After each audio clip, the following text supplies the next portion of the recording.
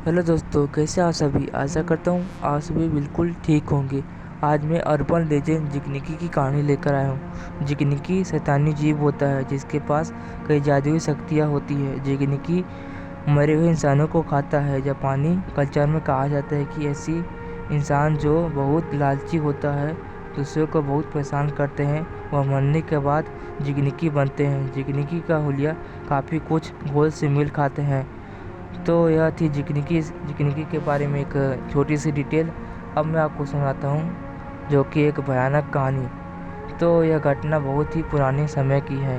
तब एक बार जापान में मुसोको नाम का बौद्ध भिक्षु जापान के ही मान्यू जपारा नाम की जगह से होकर गुजर रहा था। मान्यू का दावा पहाड़ी इलाका है जहाँ पर पहाड़ के साथ ही घने जंगल है।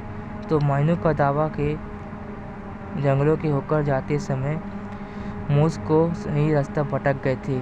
उस समय तक खराब होने लगी थी। फिर बाकी देर तक खोजबीन करने के बाद मूसों को जंगल में एक झोपड़ी दिखाई दी। वह झोपड़ी भी बौद्ध भिक्षु की थी। मूसू ने उस बौद्ध भिक्षु से कहा, मैं यहाँ पर रास्ता भटक गया हूँ और रात भी होने वाली है। क्या आप मुझे एक रात के लिए अपनी झोपड़ी में रुकने देंगे? पूछो कि यह बात पर इस जो बौद्ध भिक्षु ने कहा कि नहीं, मैं आपको अपने रुकने नहीं दे सकता। मैं किसी भी शख्स को अपनी जगह पर नहीं दे सकता। हाँ, पर मैं आपको पास के गांव का रास्ता बता देता हूँ जहाँ पर आप रात बिताने की व्यवस्था हो जाएगी। इतना बोलकर उस भिक्षु ने मुझे गांव का पता बता दिया। इसके बाद मैं उस गांव की तरफ चले गए। जब वो उस गांव में पहुंचे तो उनको पता चला कि उसमें किसी शख्स की मौत हो गई है और गांव के सभी लोग उस गांव मरे हुए शख्स की लाश को एक घर में रखकर दूसरे गांव जा रहे थे। यह देखकर मुंसू ने उस गांव वालों से पूछा कि आखिर वह लोग इस लाश को अंतिम संस्कार ना करके उसको ऐसे ही घर में क्यों छोड़कर जा रहे हैं। तब गांव वालों ने मुझसे बताया कि अगर हम ऐसा नहीं करेंगे तो पूरा गांव पर श्राप लग जाएगा, जिससे हमारी फसल खराब हो जाएगी और हमारा पूरा गांव बर्बाद हो जाएगा। गांव वालों की बात सुनकर मुंसू ने सोचा कि उनको इन गांव वालों की मदद करनी चाहिए।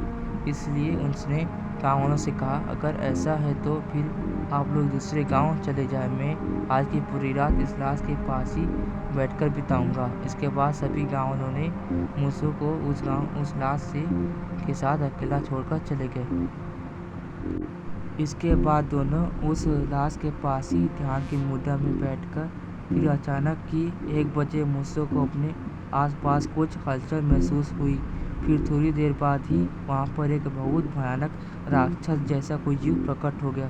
यह देख मूसू से इतना डर गए कि वह अपनी जगह पर से ही हिल नहीं पा रहे थे। फिर वह भयानक जीव उस लाश को खाने लगा था। मूसू यह सब अपनी आंखों से देख रहे थे। उस लाश को खाने के बाद वह भयानक जीव वहाँ से गायब हो गया। इसके बाद सुबह जब सभी गांव वाले आए वहाँ पर, तो मूसू उनको लाश द्वारा खाए जाने वाली बात बता दी। तब गांव वालों ने कहा कि उनको यह सब पहले से पता है, इसलिए वह लोग मरे हुए शख्स को रात भर के लिए छोड़कर चले जाते हैं ताकि वह शैतान लाश को खाकर चले जाए और बाकी लोगों को नुकसान न पहुंचाए। गांव वालों की बात सुनकर मूसू ने बहुत ही हैरानी हुई, पर इसके बाद ही मूसू से आगे अपने रास्ते पर जाने लगे। उनको बौद्ध भिक्षु की झोपड़ी फिर से मिली। अब की बार वह बौद्ध भिक्षु की देखते हुए उनको माफ़ी मांगने लगा कि यह देखकर मुझे लगा कि शायद कल मुझको अपनी झोपड़ी में रुकने नहीं दिया। फिर वह काफ़ी माफ़ी मांग रहा था, पर भिक्षु ने मुझसे कहा, मैं आपसे माफ़ी मांगना चाहता हूँ। कल रात आपको जो भी हानि का नज़ारा देखना पड़ा उसके लिए मैं बहुत शर्मिंदा हूँ।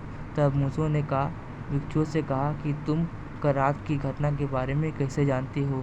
तब भिक्षु ने कहा, वह शैतान मैं हूँ जो लाश को खा रहा था। यह मूसू को बहुत हैरानी हुई। तब उस भिक्षु ने बताया कि मैं बौद्ध भिक्षु था, पर समय के साथ मेरे अंदर लालच और घमंड जैसी बुराइयां आ गई, जिनकी वजह से मरने के बाद मुझे जिकनिकी बनकर मरे हुए लोगों को खाना पड़ रहा है। मैं श्राप से मुक्ति चाहता हूँ। यह बात सुनकर मूसू ने कुछ धार्मिक क्रिया करके उस भिक्षु को जिनके श्राप से मुक्त कर दिया। तो दोस्तों बस इतनी थी यह कहानियाँ। तो दोस्तों यह थी हमारी आज की कहानियाँ। उम्मीद है आपको यह कहानियाँ और किस्से ज़रूर पसंद आए होंगे। साथ ही अगर आप मेरे चैनल पर पहली बार आए हैं और पहली बार ही मेरे गाने सुन रहे तो जल्दी से अपनी चैनल को सब्सक्राइब कर लीजिए। दोस्तों कमेंट करके ज़रूर बताइए आपको हमारी कहानी कैसी लगी। बस यूँ ही मिलता रहूँगा, तब तक के लिए बाय।